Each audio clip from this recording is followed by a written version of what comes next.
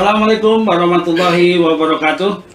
Waalaikumsalam. Pemirsa dimanapun Anda berada, kita kembali bertemu dengan P5M Unas TV, bincang santai, ngobrol penuh inspirasi bersama Dr. Ghazali Situmorang. Sebagaimana kita ketahui bahwa Dr. Ghazali Situmorang adalah orang yang pernah secara sungguh-sungguh di dalam struktur, pernah memimpin Dewan Jaminan Sosial Nasional, pernah di Kementerian Sosial dan Kementerian Kemenko Kesra, dan pernah menjadi deputi di sana beberapa periode menteri ketika Pak Agung Laksono dan Ibu Puan Maharani. Dan saat ini beliau adalah sebagai akademisi, sebagai dosen di Ilmu Administrasi Publik di FISIP Universitas Nasional, menerbitkan banyak buku. Anda bisa lihat ini bukunya tebal sekali, ini buku perjalanan beliau selama menjadi Ketua Dewan Jaminan Sosial Nasional, ada buku solusi-solusi tentang BPJS. Pada tahap diskusi kali ini kita akan memperbincangkan tentang ekosistem BPJS. Ekosistem BPJS itu berbicara tentang regulasinya, bicara tentang pelayanannya, bicara tentang mungkin skema pembiayaannya nanti bagaimana, termasuk kelembagaannya. Kira-kira dari sisi ekosistem itu apa Pak yang bisa kita bicarakan dan bisa diketahui oleh publik? Ya. Silakan Pak Ghazali Situmorang. Jadi kalau bicara ekosistem, jadi sistem ekologi itu tentu keseluruhan sistem yang mempengaruhi perjalanan BPJS. Ya. Jadi kita tidak bisa melihat perjalanan BPJS itu dari satu sudut pandang saja. Ya. Maka itu dia pendekatannya harus pendekatan sistem. Dengan pendekatan sistem ini karakter utamanya adalah komprehensif. Ya. Dengan cara pandang komprehensif, maka kita sudah bicara sistem. Sebab di dalam sistem itu sudah termasuk di dalamnya itu rangkaian sub-subsistem. Maka bicara ekosistem tentu kita bicara tentang bagaimana sub-subsistem di dalam suatu sistem ekologi BPJS ini itu berpengaruh dan memberikan kontribusi yang besar terhadap perjalanan BPJS itu. Nah, kita tahu BPJS ini sudah berjalan, ya, boleh dikatakan satu periode setengah lah, ya. Jadi kalau awal 2014 itu sampai 2016 itu kan mereka melanjutkan, tidak diangkat. Nah, artinya tidak dipilih, bukan tidak diangkat, memang harus diangkat. Maksudnya tidak melalui proses pemilihan oleh pansel. Tapi otomatis waktu itu siapa direksi dan komisaris Jamsostek atau Askes, maka dia otomatis menjadi dewas dan direksi BPJS Ketenagakerjaan dan BPJS Kesehatan. Itu sampai 2016, sampai kemudian pada tahun 2015 akhir terbentuk pansel yang menseleksi, ya, dibuka kesempatan ke semua pihak masyarakat untuk diseleksi untuk menjadi calon-calon direksi dan calon dewas yang kemudian ini secara bertahap dilakukan seleksi secara ketat, ya, dan kemudian ditetapkan dengan keputusan presiden. Itu yang membentuk panselnya itu siapa Pak Ghazali? Yang membentuk panselnya itu presiden. Oh, presiden ya? Ya, nanti akan diterbit. Institusi lain ada yang bantu? Atau enggak, diusulkan oleh DJSN. oh, diusulkan oleh Dewan Jaminan Sosial. DJSN mengusulkan tentu melalui mekanisme seleksi. Oh, ada seleksi. Ya, anggota dewan mengusulkan beberapa nama dibicarakan dalam pleno, ya, dari unsur masyarakat, kemudian diusulkan 2 kali dari jumlah yang akan diangkat. Jadi kalau setiap BPJS itu dari masyarakat itu jumlah panselnya 5, maka yang diusulkan 10. Ya, karena totalnya biasanya itu 7, pansel itu 2 unsur pemerintah, 5 unsur masyarakat. Masyarakat. Nah, Ada unsur profesional juga ya. Ya di dalam unsur masyarakat itu. Oh, ya. Jadi dalam unsur masyarakat itu dalamnya tentu yang profesional. Pengertiannya di situ. Pentingnya dari pansel ini untuk menseleksi ini sebetulnya kenapa? Kan apakah karena memang undang-undangnya memerintahkan ini sebagai hukum publik harus begitu atau bagaimana? Iya, sebab karena ini badan hukum publik, ya, maka tentu prosesnya itu melibatkan publik. Oh, termasuk Ya. DPR di situ ya? Ya, Atau presiden langsung? kalau untuk calon anggota dewas, ya, dari unsur masyarakat itu diseleksi oleh DPR. Tetapi kalau anggota dewas dari unsur pemerintah itu langsung diajukan ke presiden. Begitu, itu prosesnya. Jadi kira-kira periode yang ini sudah akan berakhir sehingga perlu dibentuk atau gimana ini? Ya, ini kita lihat saja. Kan DJSN sedang, saya dengar sedang melakukan proses itu. Ya, tapi kita tidak bicara soal itulah, ya. Kita bicara soal ekosistem tadi dalam masa di akhir periode ini. Oh, kira-kira Nah, apa bagaimana? itu yang penting untuk diketahui oleh publik? Ya, apa diketahui. Ya. Ya. Nah, pertama dari aspek regulasi. Ya, kalau kita bicara ekosistem, BPJS ini pertama sistem regulasinya. Sistem regulasi yang menjadi payung atau dasar hukum dari BPJS ini sangat kuat adalah konstitusi, kemudian undang-undang. Maka ada Undang-Undang 40 2004 tentang sistem jaminan sosial. Yang dari undang-undang itu diamanatkan lagi membentuk undang-undang untuk pembentukan BPJS. Lahirlah Undang-Undang Nomor 24 tahun 2011 tentang BPJS. Nah, kedua undang-undang ini ya merupakan payung hukum bagi BPJS dalam bekerja. Tetapi tentu tidak semua harus dirumuskan dalam undang-undang. Oke. Hal-hal yang lebih bersifat teknis atau implementatif di dalam norma-norma pasal-pasal undang-undang itu ada perintah untuk diatur lebih lanjut dalam peraturan presiden atau peraturan pemerintah. Ya. Nah, saya katakan unik nih. Ya, uniknya begini. Saya sudah pelajari undang-undangnya itu. Untuk BPJS Kesehatan, Ya. itu dari norma-norma yang mengatur tentang harus diatur lebih lanjut dengan peraturan pelaksanaan itu sebagian besar ya disebutkan diatur lebih lanjut dalam peraturan presiden. Jadi Perpres. Ya.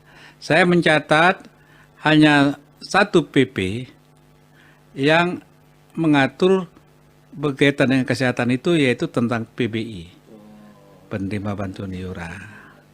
Ya. Di samping juga ada satu lagi ya regulasinya yang diatur dalam peraturan pelaksanaan yaitu dalam peraturan perundang-undangan dan kita terjemahkan dengan peraturan menteri yaitu menyangkut tarif biaya paskes. Ya, itu. Jadi tarif maksimum itu ya tarif maksimum ya untuk misalnya pengadaan obat dan bahan medis habis pakai itu yang diatur dengan peraturan menteri itu batas maksimum. Demikian juga besarnya tarif secara nasional batas maksimum, tetapi harus diatur lebih lanjut ya per regional. Maka dibagi atas 6 wilayah. Walaupun itu sebetulnya perlu diatur lebih lanjut karena disparitasnya terlalu jauh. Itu khusus obat-obatan aja Pak? Ya, obat-obatan dan tarif habis pakai ya? dan tarif pelayanan inasi bijisnya. Oh, inasi bijis ya. Nah, sedangkan di BPJS Ketenagakerjaan itu semua program yang ada di situ ya JKK, JKM, ya JHT dan jaminan pensiun itu diatur dengan peraturan pemerintah. Ya. Jadi dikunci dengan peraturan pemerintah. Sehingga memang relatif dengan semuanya dalam bentuk peraturan pemerintah, ya, agak sulit pihak BPJS melakukan modifikasi regulasi. Ya, kalau misalnya ada persoalan di lapangan yang perlu perubahan, tidak semudah kalau itu diatur dalam peraturan badan misalnya, ya, atau peraturan menteri tenaga kerja. Tapi itu dikunci dengan peraturan pemerintah, sehingga memang kalaupun ada perubahan itu harus diusulkan, dan itu biasanya prosesnya tidak cepat, ya. Nah, itu lama, ya. Kemarin itu ada perubahan untuk menaikkan jumlah paket manfaat untuk JKK-JKM itu cukup lama, ya. Proses Ya, BPJS Tenaga Kerja itu mengusulkan itu sudah 2 tahun lebih, ya. Baru kemarin bisa keluar PP-nya, sehingga memang manfaatnya itu sudah lebih meningkat dari yang sebelumnya. Nah, ini dari sisi regulasi yang kita lihat, ya. Sehingga memang secara keseluruhan regulasi itu sudah hampir lengkap, saya katakan hampir lengkap lah, ya. Hampir lengkap diatur, ya, dalam aturan yang ada. Tetapi yang belum lengkap itu biasanya lebih bersifat implementatif, lebih bawah lagi. Itu yang memang harus melalui berbagai dinamika perubahan. Tetapi yang jadi persoalan adalah bagaimana mengawal agar regulasi yang mulai dari perintah undang-undang, kemudian ada PP, ada peraturan presiden, kemudian ada peraturan menteri, itu bagaimana caranya supaya sinkron. Ada Sinkronisasi, Memang ada yang harmonisasi. Wah, banyak. kira-kira Banyak. Disitulah kenapa, ya, dulu para pendahulu-pendahulu kita yang merumuskan undang-undang ini sudah memikirkan itu, sehingga dirasakan perlu ada Dewan Jaminan Sosial Nasional yang ditugaskan untuk melakukan perumusan umum, ya, melaksanakan merumuskan kebijakan umum, ya, dan kemudian mensinkronisasikan, ya, penyelenggaraan sistem jaminan sosial itu.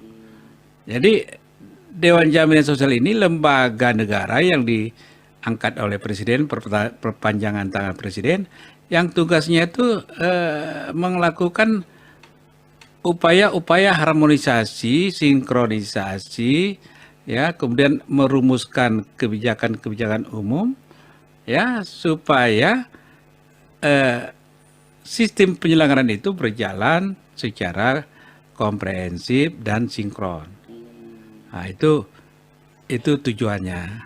Maka itulah kenapa di awal-awal peluncuran program ini, DJSN itu pihak yang menyiapkan semua draft-draft yang menyangkut draft Perpres, draft PP, ya, bersama stakeholder terkait untuk kemudian dilaporkan kepada Menko Kesra dan diajukan kepada menteri terkait untuk dibuatkan dulu namanya Ampres, untuk dibuat amanat presiden, ya, sehingga dengan adanya Ampres ini, amanat presiden ini, ya, diharapkan keluarlah semacam suatu proses administrasi pemerintahan, ya, untuk menerbitkan peraturan pelaksanaan itu, dan itu terlaksana. Ya, semua regulasi, alhamdulillah, yang berkaitan BPJS Kesehatan di akhir Desember 2013 sudah selesai, ya, sudah selesai, dan juga beberapa PP, ya, terkait dengan BPJS Kesehatan dan BPJS Ketenagakerjaan sudah selesai. Hanya waktu itu yang belum selesai adalah PP tentang JKK, JKM, JHT dan jaminan pensiun, karena itu memang diimplementasikannya waktunya lebih di belakang, ya, jadi di belakang, ya, memerlukan waktu setahun lagi untuk disempurnakan. Nah, jadi selama itu disempurnakan masih mengikuti peraturan undang-undang tentang jaminan sosial tenaga kerja, Undang-Undang Jam Sostek. Nah, kira-kira begitu. Apalagi Kalau dari yang mau ditanya? sejak Januari 2014 sampai sekarang, Pak Hmm, Ghazali ya. melihat regulasi ini sudah cukup atau perlu ada tadi itu perubahan atau hanya sekedar harmonisasi, sinkronisasi atau memang undang-undang harus dirubah atau apa gitu-gitu, perlu nggak ini ada semacam apa namanya perubahan-perubahan regulasi atau Kalau pengamatan saya, perangkat regulasi itu sudah cukup, cukup ya? sudah lengkap, ya. Jadi apa yang diamanatkan oleh undang-undang itu diperintahkan diatur lebih lanjut dalam peraturan presiden, diatur lebih lanjut dalam peraturan pemerintah, sudah cukup. Bahkan saya lihat ada yang perintahnya hanya cukup diatur dalam peraturan peraturan pemerintah oleh pemerintah, dielaborasi lagi, diatur lebih lanjut dalam peraturan menteri. Oh, ada yang Ada yang begitu, ya. Jadi tidak cukup rupanya dengan peraturan pemerintah. Di dalam norma peraturan pemerintah dikatakan, ya, diamanatkan lebih lanjut dengan peraturan menteri yang lebih bersifat teknis. Itu ada, atau diatur lebih lanjut dengan peraturan badan. ya ya ya. Ya, itu mungkin karena kebutuhan situasi. Tetapi yang jadi persoalan kita adalah banyaknya aturan-aturan pelaksanaan yang dibuat itu, ya, ternyata, ya, ada yang saya katakan istilahnya itu belum sinkron, ya. Artinya belum sinkron itu ada beberapa poin yang terkadang dia tidak saling melengkapi, komplementari, ya. Jadi perintahnya harus misalnya yang di bidang kesehatan tuh, ya, perintahnya tolong dibuat rumusan kelas standar. Tapi Perpres yang muncul nggak ada kelas standar, yang ada kelas 1, 2, 3. Nah, kenapa ini bisa terjadi? Pengamatan saya karena memang yang existing itu adanya kelas 1, 2, 3. Jadi untuk agar didapatkan kelas standar itu tentu ada perubahan yang sangat sangat fundamental di rumah sakit, merubah sistem kelas. Itu nampaknya nggak siap. Tetapi karena itu amanat undang-undang, ya, maka pada Perpres 64 tahun 2020 pada pasal 54A dan B itu sudah diperjelas pemerintah harus mengkaji lebih lanjut, merumuskan tentang kelas standar minimal sudah tuntas, ya, Desember 2020 ini. Jadi itu pemerintah melihat itu berapa langkah untuk menyelesaikan itu. Termasuk di dalam BPJS Ketenagakerjaan itu misalnya, ya, di JHT itu dikatakan peserta itu boleh mengambil sebagian uang JHT-nya jika dia sudah mengiur 10 tahun. 10 tahun ya. Ya, kalau udah 10 tahun dia boleh minjam, ngambil Yang sempat sebagian, ribut itu ya, ada yang 25 sebagian, tahun apa 10 tahun itu Pak Ghazali? minimal 10 tahun. Nah, pada saat PP itu diluncurkan, buruh kan protes. Karena selama ini, nggak usah kan 5 tahun, 3 bulan pun dia kerja, dia bisa ambil. Padahal semangatnya JHT itu memang untuk jaminan hari tua. Ya. Nah, akibatnya pemerintah melakukan relaksasi. Relaksasi dengan merubah PP-nya. Merubah PP itu yang dalamnya diamanatkan agar diatur dalam peraturan Menteri Tenaga Kerja, ya, keluarlah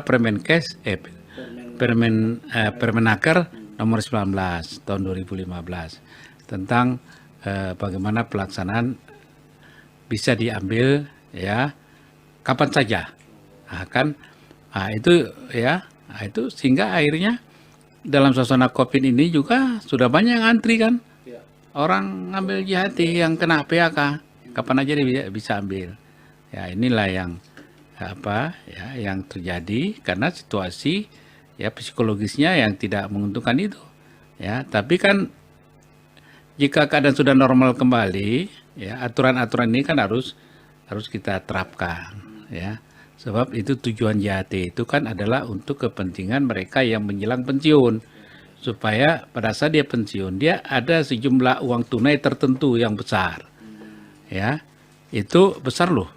Ya, kalau dia sampai 15 tahun mengiur, ya, 5,7%, ya, sebagian yang mengiur pemberi kerja itu kan besar, ya dia bisa ada yang dapat 50, 60 juta, 80 juta, ya 100 juta tergantung besar gajinya dan masa kerja. Nah kalau dia punya uang itu segitu kan pada saat dia pensiun dia bisa meneruskan untuk usaha apa, ya kan?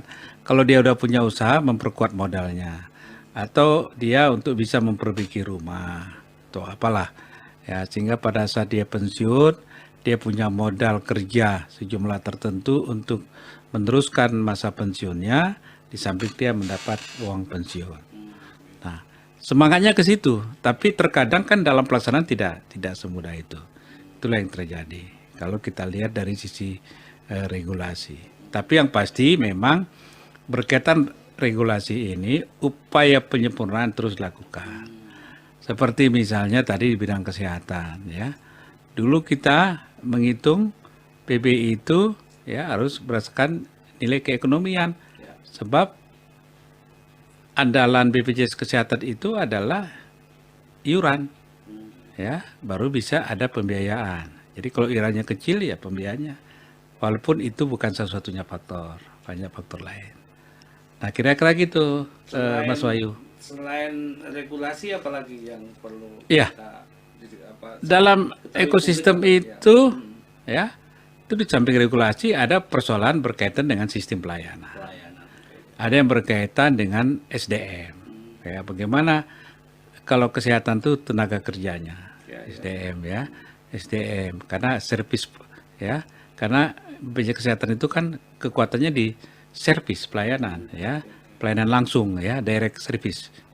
Ya, jadi memang harus dan melibatkan pihak ketiga ya, kemudian yaitu Paskes tadi, kemudian Paskesnya ya, bagaimana Paskesnya yang ada itu ya, mutunya bagaimana, kemampuan melayaninya bagaimana ya kan, standar pelayanannya yang sudah disiapkan itu bagaimana. Nah kemudian juga tentang besarnya pembiayaan. Pembiayaan ini dua hal pokok, yaitu iuran dan klaim. Itu saja. Iuran dan klaim ini itu saling berhubungan satu sama lain. Ya, ibarat ikan dengan air. Kalau dalam sistem BPJS Kesehatan, ini ikan dengan air. Ya, jadi kalau kalau misalnya air inilah misalnya peserta yang mengiur tadi, kemudian ikannya itu misalnya Paskesnya, ya. Kalau misalnya airnya ini kurang, ya kan, maka ikan kekurangan oksigen, menggap-menggap dia. Nah, kayak gitu. Jadi saling berinteraksi antara besarannya iuran dengan klaim. Ya, oleh karena itu BPJS harus menghitung betul. Ya, BPJS ini kan pemerintah menghitung betul. Ya, apakah besar klaim itu ya itu memang sudah memperhitungkan juga besarnya iuran. Jadi secara teoritis ya itu sebetulnya kita harus lihat dulu berapa kekuatan iuran. Berapa kekuatan iuran itu dari evidence base-nya itu yang sudah kita peroleh pengalaman existing 2-3 tahun yang lalu ya, berapa nih pola pelayanan yang ada ya, tingkat utilisasinya segala macam dihitung betul, maka didapatlah ya rasio rumusan tentang bagaimana besarnya biaya pelayanan itu di rumah sakit. Dari situlah kemudian setelah kita tahu berapa besarnya pelayanan itu di rumah sakit ya dengan INASI-BIJIS maupun paket kapitasi. Kalau kapitasi kan lebih gampang hitungnya karena dia udah statis ya. Dia jumlahnya segitu, nggak berubah ya kan, itu gampang hitungnya. Tapi kan INASI-BIJIS kan tergantung pelayanan, ya tergantung pelayanan dan penanganan kasus. Dan itu, nah dilihat setahun, misalnya setahun itu biayanya itu sekitar 100 triliun. Ya, misalnya 100 triliun. Inilah pengen lalu. Ya, diproyeksikan tahun ini misalnya ada kenaikan pelayanan 10%, jadi 110 triliun. 110 triliun itu iuran yang terkumpul minimal di atas 110 triliun. Harus ditambah 10% lagi sebagai buffer stock. Ya, sebagai buffer stock. Ya, jadi minimal 122 triliun. Jadi dengan 122 triliun tahun itulah didistribusikan berapa besaran iuran. Kalau makin banyak segmen iurannya, ya, kita kan banyak nih segmen iuran. Ada PPU, ya, pekerja penerima upah, ada pekerja bukan penerima upah, ada bukan pekerja, ya itu macam-macam tuh jenisnya itu. Itu dengan pendekatan berbeda, ada dengan angka absolut, sejumlah uang. Kalau dia mandiri kan sejumlah uang tertentu, ya PUPB namanya per orang per bulan, ya. Tapi kalau dia PPU, pekerja penerima upah, PNS, perusahaan-perusahaan BUMN itu hitungannya kan persentase, kemudian bukan per orang, per keluarga, ya dengan 5 jiwa. Itu, nah karena jenis ini maka memang agak rumit menghitungnya, sehingga pemerintah untuk mengatasi persoalan itu, pemerintah mengamanatkan kembali tadi ke persoalan kelas standar sudah. Satu jenis kelas saja. Jadi kalau tidak ada lagi kelas 1, kelas 2, kelas 3 karena 3 segmen iuran, kan ini sulit menghitungnya. Nah, maka kalau dibuat model 1 kelas tadi, ya maka iuran itu tinggal hanya yang PBI dan non PBI. Nah, kalau PBI sudah nggak ada masalah karena yang bayar pemerintah, ya, yang non PBI ini. Nah itu dihitung sehingga harus dapat dalam setahun itu hitungannya 122 triliun. Barulah aman ini, ya. Aman ini, ya. BPJS sudah aman men-take over risiko. Men-take over risiko peserta itu udah dengan uang 120 triliun ini peserta, ya, risiko sakit kalian itu saya take over. Saya sudah membuat perjanjian dengan Paskes, dibuat perjanjian kerjasama, ya. Nah, Paskes, uang kita cukup, sudah dihitung sekian, tolong dilayani ini pasien. Kalau nggak dilayani, putus kerjasama. Harus bisa begitu, ya. Nah, tetapi kalau angka yang dihitung ini pelayanannya itu 110, iurannya dapatnya cuma 100. Nah, itulah di situ terjadi defisit tadi. Defisit lah minimal 10 triliun. Kan itulah persoalan kita. Terus setiap tahun berakumulasi defisitnya. Nah, sekarang ini saya dengar alhamdulillah karena sudah sudah keluar peraturan Perpres yang baru, ya, ada Perpres 75 dan 64 ini, dan kemudian ternyata selama COVID ini pasien BPJS itu berkurang datang ke Paskes. Kenapa itu? Takut. Takut. Saya punya pengalaman, saya ngantar anak saya. Waduh, ya macam kita udah kena COVID aja gitu. Ya. Kemudian ditanya, diperiksa itu semua segala macam di ini, ya. Nah, jadi dan kemudian juga memang kondisi psikologi masyarakat tuh begitu kekhawatirannya, ya. Dia tahan menahan diri untuk tidak sakit karena apa? Karena di rumah sakit itu ada namanya nosokomial. Nosokomial itu penyakit, ya, yang ditularkan oleh rumah sakit. Nah, rumah sakit itu bisa nularkan penyakit, ya. Jangan pikir itu persoalan enteng, rumah sakit itu, ya, bisa nularkan penyakit. Itu namanya nosokomial, ya. Terjadinya tidak kurang steril atau memang keadaan yang tidak steril atau warawirinya orang yang tidak pakai masker segala macam, bertaburan tuh virus-virus. Nah, itu menyebabkan orang lain bisa tertular, ya. Maka itu jangan heran kalau memang banyak dokter-dokter yang bukan dokter paru, ya, yang tidak menangani pasien COVID. Dia dia juga kena. Karena dia berhadapan dengan OTG, ya orang itu dia merasa nggak apa Ada gejala. nggak ada gejala, dia nggak COVID, dia berobat soal lain gitu. Ya, agak lengah, nggak pakai APD yang lengkap atau apa, kena. Nah, itu maka itu sering kita dengar itu, ya, itu seperti itu yang terjadi. Nah, itulah yang memang menyebabkan orang trennya berkurang ke rumah sakit. Apa hikmahnya bagi BPJS? Saya mendapat laporan ya untuk pembayaran bulan yang lalu, ya itu ternyata tidak ada lagi utang. Udah tertutupi semua utang-utang Paskes itu tertutupi ya karena klaimnya menurun kan. Utang itu susah ditutupi kan, bayar utang lalu muncul utang baru, bayar kan gitu kan, tutup bulan nggak ada lubang. Ini kan ya sudah berkurang ya, uang cair ya, karena uang udah cair, uang PBI itu udah naik nih, jadi 42.000 dari 21 ya kan, nah, naik kan besar, bayar. Udah saya dengar bulan lalu sudah. Ya, istilah dalam bisnis itu ada istilah break even point lah. Ya, jadi sudah mulai, walaupun mungkin ada sedikit sisa ya, tapi tidak besar ya rumah sakit. Ya, karena apa? Karena memang pasiennya berkurang.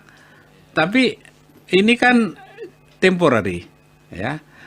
Bukan tidak mungkin terjadi rebound. Ya, pada saat sudah stabil semua, udah COVID-nya hilang segala macam, orang berduyun lagi ke rumah sakit.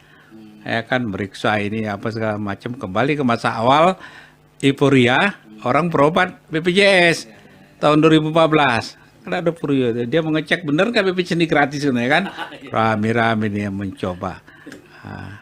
Begitu. Jadi untuk di sisi pelayanan tadi itu di Paskes di rumah sakit ya. Ya.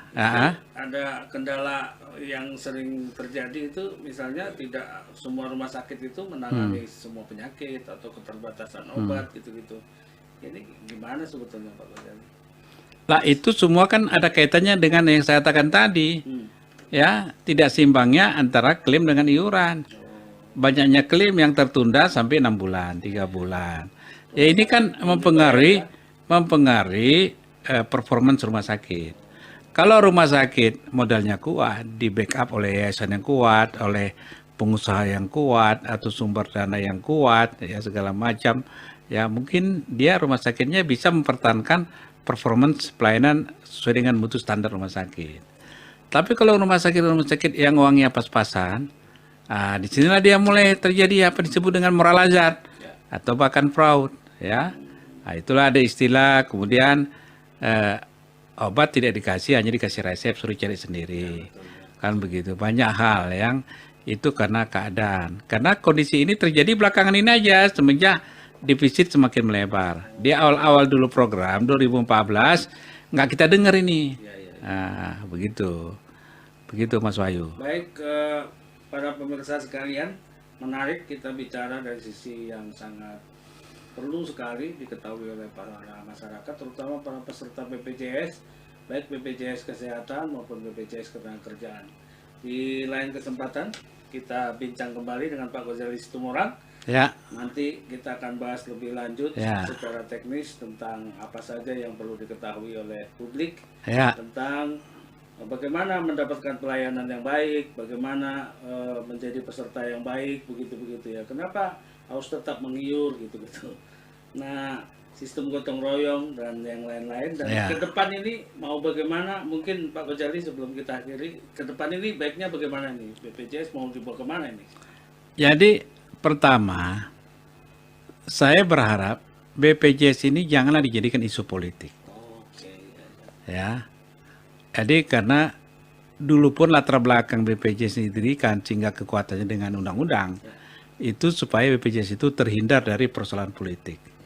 Kan begitu. Kalau dia dihasilkan oleh undang-undang, maka dia kan stable. Ya, siapapun pergantian pemerintahan, ya, tentu undang-undang ini tetap berjalan. Jadi dia BPJS itu hanya bisa dibubarkan dengan undang-undang. Itu jelas, ya. Nah, lain dengan BUMN. BUMN itu cukup Menteri BUMN aja udah selesai itu. Oke, Padam itu. para pemirsa, Ya kan? kita akhiri Ah. sampai di sini Ya. supaya Anda tetap penasaran untuk Ya. mengikuti channel kami, dan jangan lupa like dan subscribe sehingga Ya. kita akan tetap menayangkan tayangan-tayangan yang lebih bermanfaat dan berkualitas kepada masyarakat. Terima kasih. Ketemu kembali dengan P5M Monas TV di dialog berikutnya. Assalamualaikum warahmatullahi wabarakatuh. Waalaikumsalam.